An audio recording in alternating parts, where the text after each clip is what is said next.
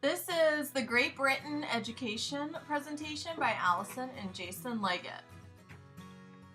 We found out through all our research that there's a few key components about education in Great Britain.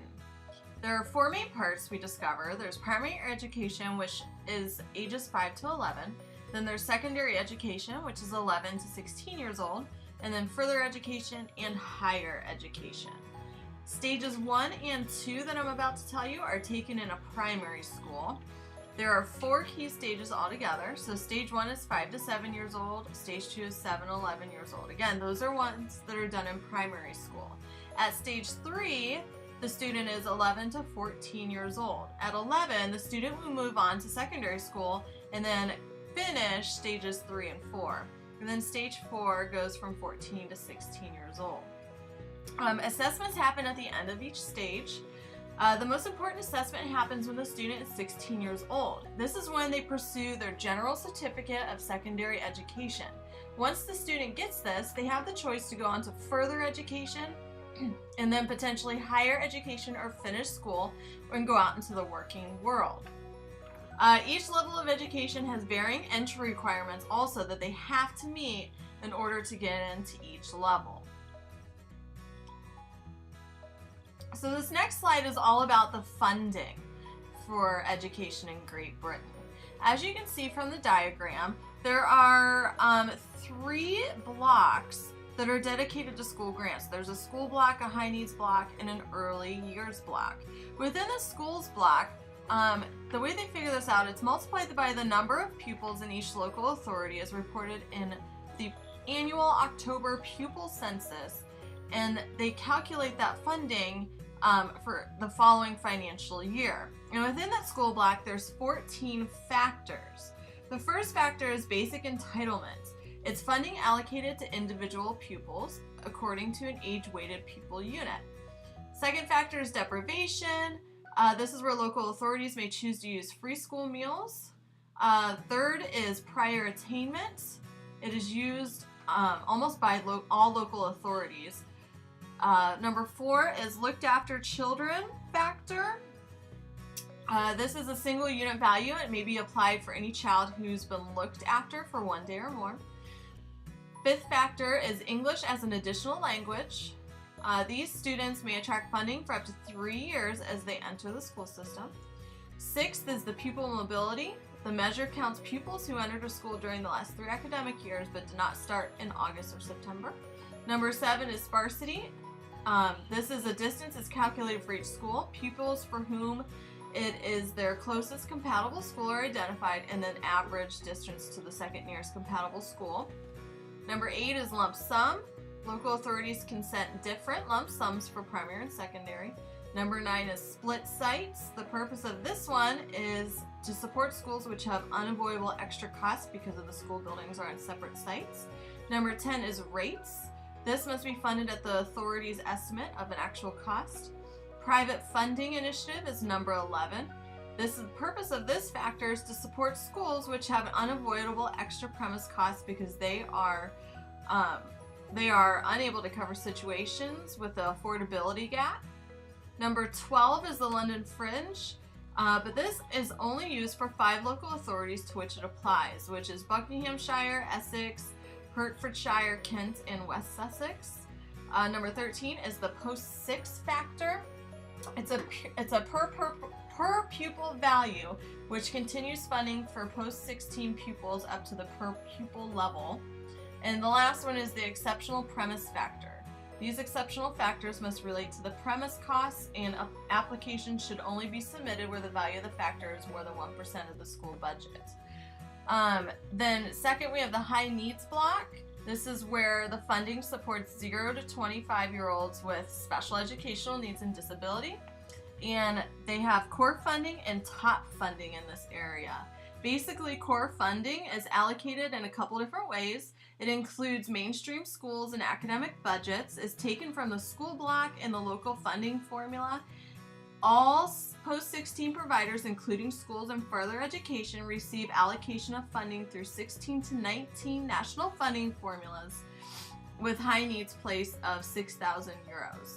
And then the top funding is allocated by authorities from their high needs budgets. If the cost of providing for a pupil with high needs is more than allocated through the core funding or place funding, the local authority will allocate the institution additional funding to enable the student with high needs to participate in their educational learning. Testing. There are a number of tests that are used throughout Great Britain. The first is the 11 Plus exam. In several parts of England, the 11 Plus exam is still taken by Year 6 children who wish to enter their local grammar school. The children are tested on one or more of the following subjects: English, math, nonverbal reasoning, and verbal reasoning. The next test, the SAT's Key Stage 2, are SAT tests in English, math, and science that students in Year 6 take during the month of May. The tests are taken at the same time by Year 6 children all over the country. The next test, the Common Entrance exam, is taken by children who wish to enter a private school at age 11 or 13. The General Certificate of Education, which are taken by students that are 15 to 16 years old, these are tests that are taken in Year 11 of secondary school, though some of the more able children may take these exams a year earlier in Year 10. Generally speaking, most of these GCSE tests last for 2 years, or rather the courses that this test assesses last over 2 years, and includes a mixture of both practical and examination work. The next test, the Bachelor's of Engineering and Technology, is taken by children who are 16 years or older. The AS Levels test are taken by students that are 16 to 17.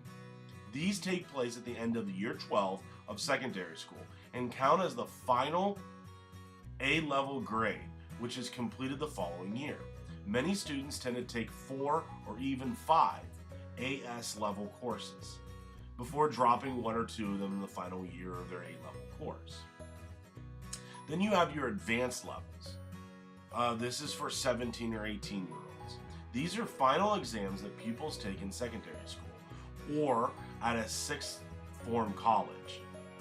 And they are used by universities to determine which students are accepted for university courses or by potential employers who are considering employing a student. Most students tend to take 3 subject-based A-level exams as well as the General Studies A-level exam. For all intents and purposes, these A-level exams replace our ACT SATs. Then there is the Higher National Diploma and the degree. University schools of education offer 1 year of postgraduate certificate education for teacher prep. School direct employment of graduates, often in teaching schools. And then there's the Teach First, 2-year leadership development programs with 6 weeks university training and in-school support towards the postgraduate certificate of education. The national curriculum states that all areas of study and attainment targets for subjects throughout all 4 of the key stages that we previously discussed in Great Britain's education. All schools must teach these, they don't have a choice. And this national curriculum was introduced in September of 2014, and it included English and math by September of 2016. There's a primary curriculum and a secondary curriculum.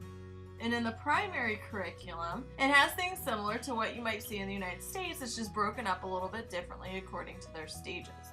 So it breaks things down into English and math and science and social studies.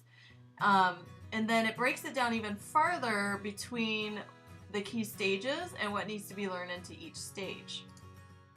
The secondary national curriculum also breaks down into English and math and science, but this breaks into stages 3 and 4 when the students would be getting their secondary education.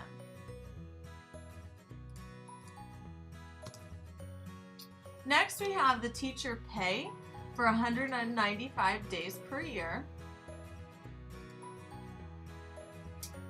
You can see head teachers, there's leading practitioners, upper pay ranges, main pay ranges, and unqualified teachers.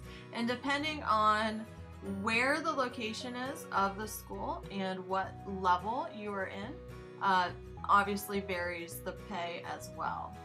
And it should be noted that the English pound is worth more than the American dollar. So these figures are actually a little bit higher than what an American teacher would make.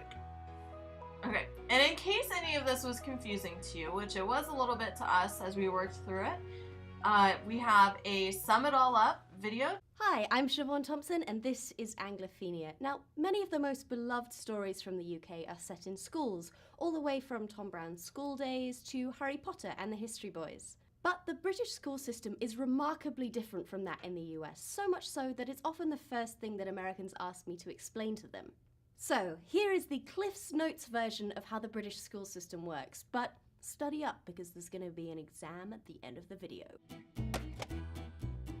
Public schools and state schools. What Americans call private schools are called public schools in the UK, and what you call public schools, we call state schools. There are also some private schools that don't call themselves public schools, they call themselves private or independent schools, but most of the ones that Americans are thinking about, you know, where people live in a mansion and wear a very silly uniform, are called public schools. Got it? Most state schools these days are comprehensives, meaning that they accept students of every academic ability, but there was a system that's still in place in some areas of secondary modern and grammar schools. There, kids take a test at 11 to see what type of school they'll go to, the grammar schools being more academic and the secondary moderns more vocational. Church schools. There's no separation of church and state in the UK, so many schools, both state and public, are church schools. Oddly, this doesn't translate into later church attendance, which is much lower in the UK than in the US. Sort of like how most people don't use algebra after the age of 18, I guess. Uniforms. Pretty much all schools have some kind of uniform, ranging from a school jumper all the way up to the white tie and tails that they wear at Eton. The idea behind it is to create a sense of identity and school pride. See? Still fits. Prefects. In British schools, older students can be chosen to be prefects. Being a prefect sounds super cool, but in reality it mostly entails policing the lunch line and stopping the younger kids from hitting each other. You do get a cool badge though, so that's something. Most schools also have a head boy and a head girl who attend school council meetings and give a speech at prize giving at the end of the year. Oh, prize giving is the closest thing that we have to a graduation ceremony. Exams. National exams are a huge part of the British school experience. It's all very simple. You take GCSEs at 16 and then A-levels at 18, which are kind of like AP exams, but different. Also, in Scotland they study for Highers instead of A-levels, and GCSEs used to be called O-levels. Also, AS levels happen in the middle of A-levels. Look, it's just, this is the most complicated bit, I promise. Revision. This is just what we call studying for exams. It's not a biggie, just a lot of people seemed confused about it. Juniors and seniors. Instead of the American system of elementary school, middle school and so on, most British schools are divided into juniors and seniors. Junior school, also called primary school, is for 4 to 11-year-olds, and senior school is for 11 to 18-year-olds. At some public schools they divide it up a little differently. They have pre-prep from 4 to 7, prep from 7 to 13, and then senior from 13 to 18. Sixth form. The last 2 years of school is called the sixth form, divided into the lower sixth and upper sixth. The name is a hangover from a previous, more complicated system of naming classes which has stuck around for some reason. In many schools, sixth formers are given a lot more freedom than the other students, often being allowed to wear their own clothes instead of school uniform. Cool. University. You apply to do a single subject at British universities and only study that one thing. No maths or language requirements or any of that other stuff that you have to do at American colleges. Bachelor's degrees generally take 3 years, and you know what, let's just cover this in another video, it's very complicated. So there we go. Are there any things about British schools that you have questions about? Let us know in the comments, and don't forget to subscribe for more videos. Also, if you have any other questions about British culture, you can tweet us at Anglophenia and maybe your topic will be covered in another video. And that ends the video and the presentation. Here are the resources that we used in the research of this presentation. We hope that you enjoyed and found this informative. Thank you very much.